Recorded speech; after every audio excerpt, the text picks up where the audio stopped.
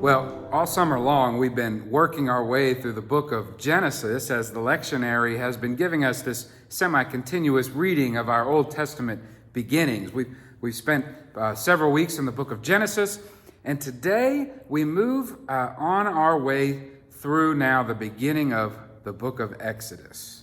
It really is a seamless transition. Genesis ends with the Hebrews in Egypt.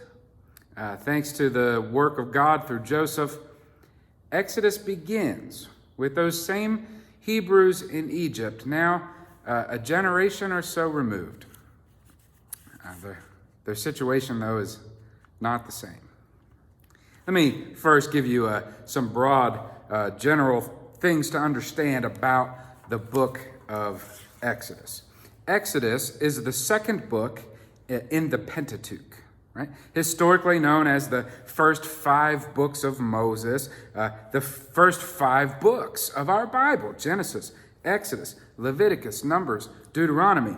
They make up the 1/3 of the Tanakh, which is the Hebrew Bible in 3 parts: Torah, the prophets, and wisdom. The first 5 books are the Torah. Exodus is the second book in the Torah.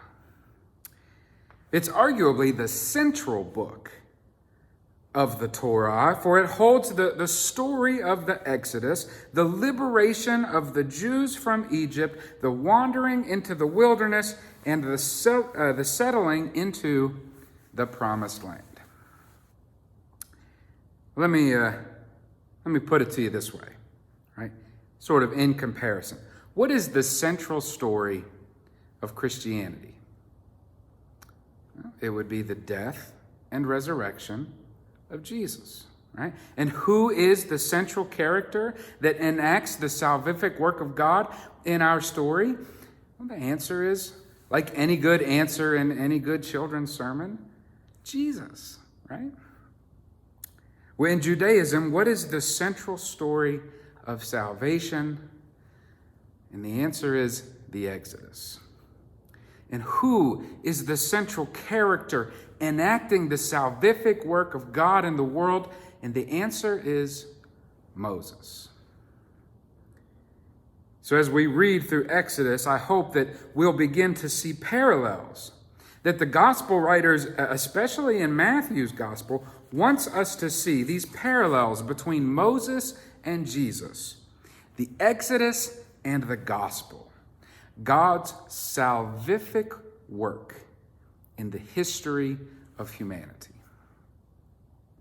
Remember, this is the same God that is doing this work.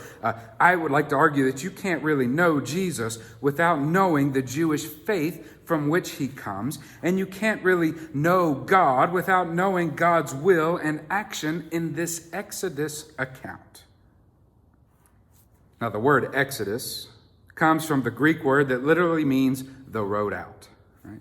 The main story of Exodus is the narration of liberation, right? Where God provides the road out of slavery, the road out of death-dealing lands and control. This road out forever shapes this community and every road we travel from here on out. This narrative of liberation is central to the Bible, central to Jewish identity, and becomes a category in which Christianity articulates its faith.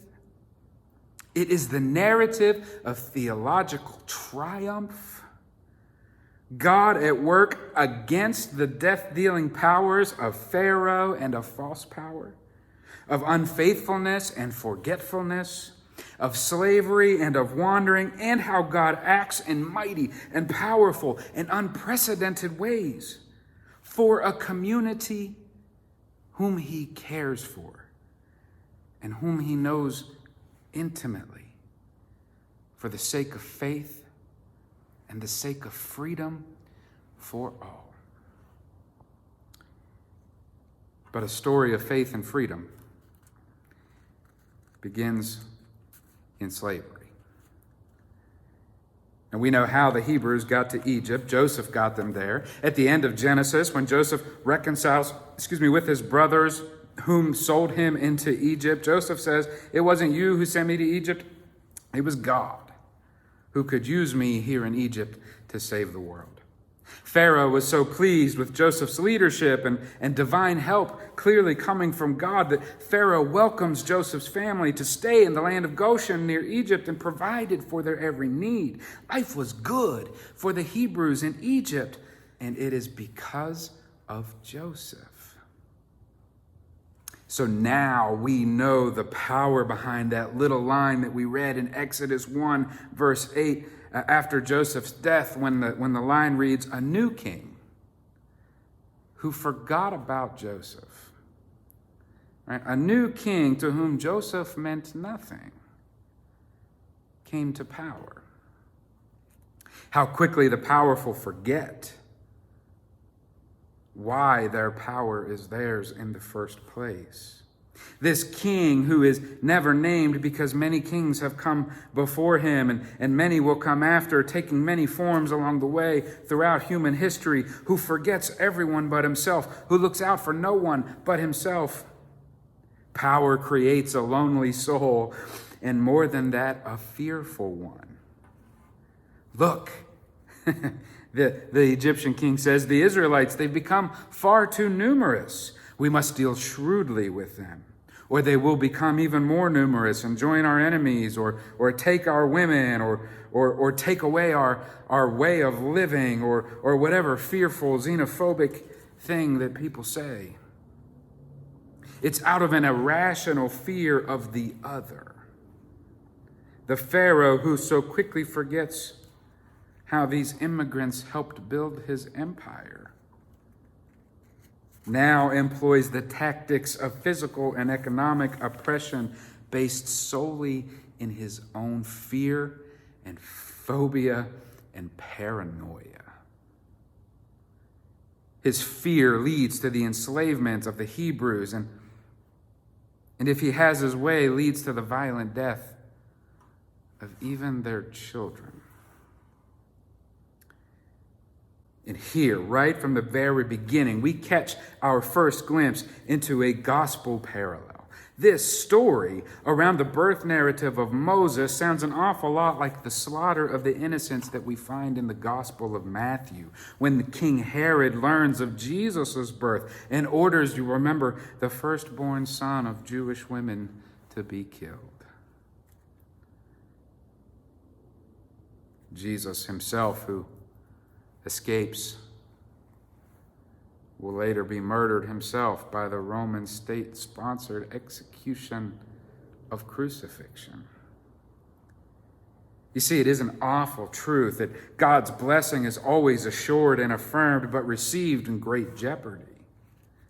For there is always a death-dealing regime to deny it and reject it. We just read through the biblical history and read through human history. When Egypt falls, Babylon rises in its place. And if it's not Babylon, then it's Rome. And if it's not Rome, then it's the genocide of Native Americans in conquest, or the slave trade of Africans to the Americas. Jews will know this truth from the book of Esther all the way to the Holocaust of Nazi Germany. And everywhere God's people cry from the whip of their taskmaster, God's work of liberation continues. And this work begins with women. Like Jesus' story includes the likes of Mary and Elizabeth, the story of Moses' birth is surrounded by Shiphrah and Puah. Notice we don't get the name of Pharaoh, but we get the names of his midwives. Pharaoh is not important in the story of God's salvation and God's liberation, but who is these vulnerable women? Because they fear God and they choose God's life over Pharaoh's death. When the Pharaoh calls these midwives to account, and Pharaoh says, I told you to kill the babies who were born at birth, especially the baby boys. Why do you keep them from living? And Shiphrah and Puah employ some cleverness in their response to this Pharaoh who could have them killed like that. They say to the Pharaoh, these women are not like Egyptians. They are vigorous at giving birth before we can even call for a midwife. But there are two ways to read their response, and both of them are brilliant, I think, and they revolve around that word vigorous. One way is the meaning of the word vigorous means kind of like animalistic, right? It sounds awful, but hear me out, right? Pharaoh, whose xenophobic tirade against the Hebrews is classic racism and bigotry. How do Shiphrah and Puah trick the Pharaoh? By using his own racist and bigoted prejudice against him. It's not our fault, Pharaoh. The Hebrew women, they're like animals. They birthed themselves before we could ever even get there. And in his own ignorance and blind hatred, he thinks to himself, yeah, that must be true. That makes sense, and spares the lives of Shiphrah and Puah and moves on to plan B. Or there's a theological way to read vigorous. The Hebrew women are not like Egyptians, for as a matter of theological fact, these Hebrews are unlike any other human to date. In no way up to this point in human history has God blessed, accompanied, cared for, and intervened on behalf of anyone else in all creation except the Hebrews. Shiphrah and Puah are reminding Pharaoh and really reminding the Hebrews and reminding all of us how uniquely gifted they really are. Endowed with qualities and capabilities that are set apart from anyone else in human history to this point. No, it's not our fault, Shiphrah and Puah say to the Pharaoh. When it comes to giving birth, this act of giving life that's comparable only to God, these women are vigorous. They are strong. They have God with them. Only God could give them what these women have. It's the first confrontation of the death power's decree being thwarted by the life-giving power of God. That is known in the world through the vulnerable, women, babies, the poor, the oppressed, the enslaved, the inferior in the perception of the empire around them, or as Jesus will say, to the least of these whom are my brothers and my sisters. And the people just need to remember this. Forgetfulness is a part of the human condition that plagues us for millennium, especially if no one tells our story. The Hebrew people in Egypt, they forget who they are, and they forget whose they are. And so the story of Exodus gets told, and it gets retold. Countless times throughout the Old Testament, the Lord will say, remember you were once slaves. The Lord will say, remember you were once aliens in a foreign land. He will say, remember I am the Lord your God who brought you out of the land of Egypt. Remember, and every time a forgetful people gather around the table of our Lord, we recall his words to us that say, take, eat, drink, and remember. Remember creation and in its power for life. Pharaoh tries to use the Nile River as an instrument of death for the Hebrew boys. And remember, what God intends for life, God will always and ultimately use for life. When Moses is born, his mother sees that he is a fine baby. More than just a good boy that many mothers say when they look at their sons. These are the words of affirmation of God to humanity in Genesis, when God creates humanity and sees them for the very first time and says, it is good, it is very good. God's life-giving intentions will always be at odds with the death-dealing powers and principalities that arise in the world, and they will always be a strong voice offered, but they will not be the final voice, and will not be the final word. Moses' birth is almost a miraculous birth, miraculous in all the ways that God is working underneath and behind the scenes, but still requires the participation of the peoples to be cunning and courageous and brave and bold. Active participants in God's life-giving Exodus work.